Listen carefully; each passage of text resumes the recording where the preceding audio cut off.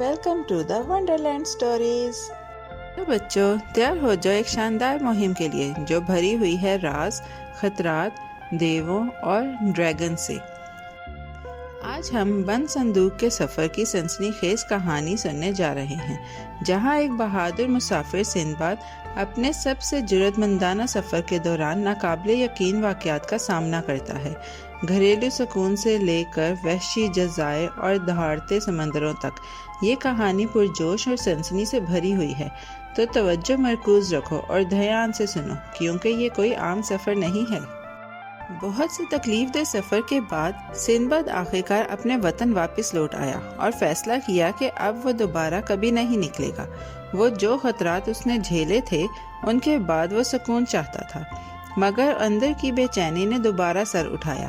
اس کی روح جو مہموں کے لیے بنی تھی ایک اور بار سرگوشی کرنے لگی۔ چند دنوں میں اس نے اپنا سامان پیک کیا، اپنے گھر کو الوداع کہا اور ایک تجارتی کشتی میں سوار ہو کر ایسی مہم کی طرف روانہ ہو گیا جو اس کی زندگی بدل دے گی۔ کشتی آرام سے چل رہی تھی۔ مختلف بندرگاہوں پر رک کر سندباد اور اس کے ساتھی تاجر سامان خرید و فروخت کرتے۔ وہ ہنستے، اچھا منافع کماتے اور ایک خاندان کی طرح جڑ جاتے۔ ہر دن سنہری خوابوں اور کہانیوں سے بھرا ہوا تھا، لیکن ایک شام جب آسمان سیاہ ہو گیا، سہانا موسم طوفان میں بدل گیا اور ان کے خوشگوار سفر نے ایک خوفناک موڑ لے لیا۔ طوفان گھنٹوں تک تیز رہا، دریا کشتی کو پتے کی طرح پھینک رہا تھا۔ جب تھوڑی دیر کے لیے طوفان کم ہوا تو ملاحوں نے قریب ہی ایک جزیرہ دیکھا۔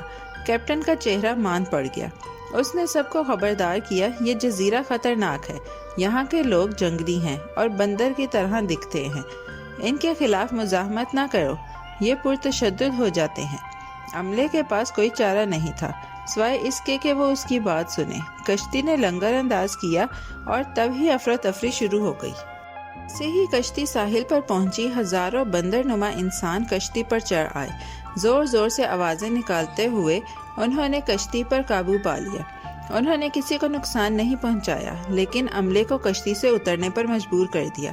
سندباد اور اس کے ساتھی بے بسی سے یہ سب دیکھتے رہے۔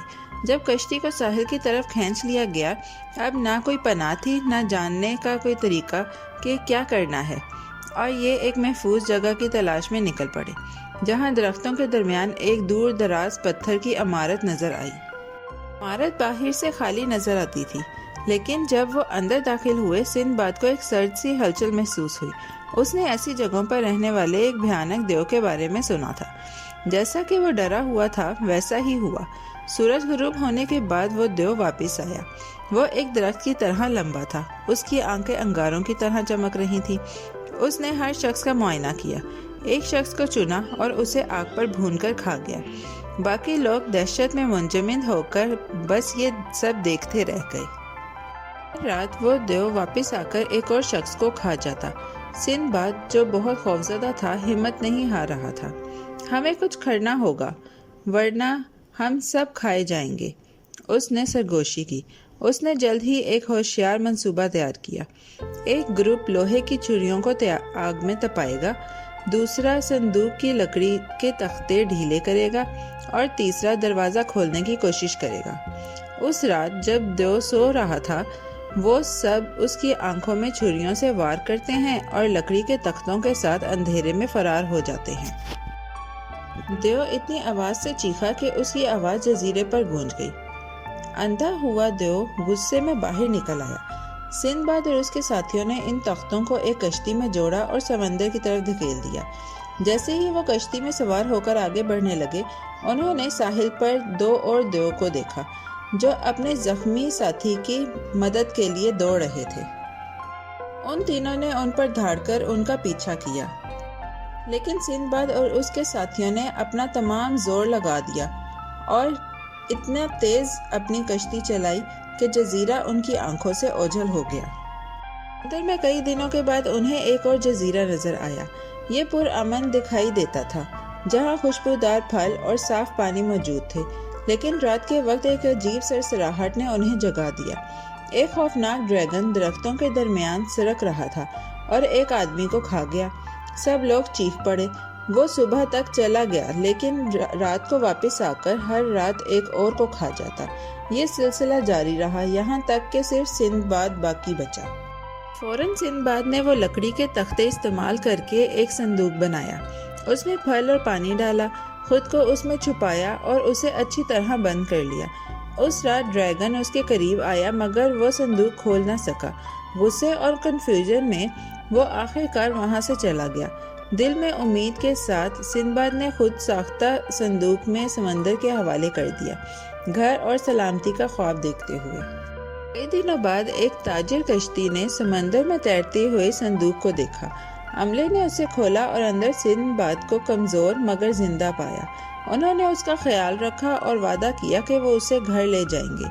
جب وہ ایک بندرگاہ پہنچے، کیپٹن نے اعلان کیا کہ وہ سندباد کے گمشدہ مسافر کے سامان کو بیچ رہے ہیں۔ رک جاؤ، سندباد نے شور مچایا، میں سندباد ہوں۔ اس نے اپنے نشان اور یادوں سے ثابت کیا اور سب لوگ حیران ہو گئے۔ اس نے سامان بیچا، دولت کمائی اور تجارت جاری رکھی یہاں تک کہ وہ اپنے گھر پہنچ گیا۔ اپنے وطن واپس پہنچ کر سندباد پہلے سے کہیں زیادہ دولت مند تھا، لیکن سب سے اہم وہ زیادہ دانا ہو چکا تھا۔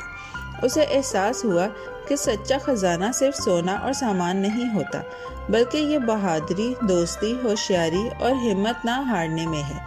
بچوں، سندباد کا سفر ہمیں یہ سکھاتا ہے کہ حتیٰ کہ اندھیری لمحوں میں بھی اگر ہم پرسکون رہیں، اپنے دماغ کا استعمال کریں اور ایک ساتھ کام کریں تو ہم ہر چیز پر قابو پا سکتے ہیں۔ مہم مزے کی بات ہے مگر حکمت ہمیں ہیرو بناتی ہے۔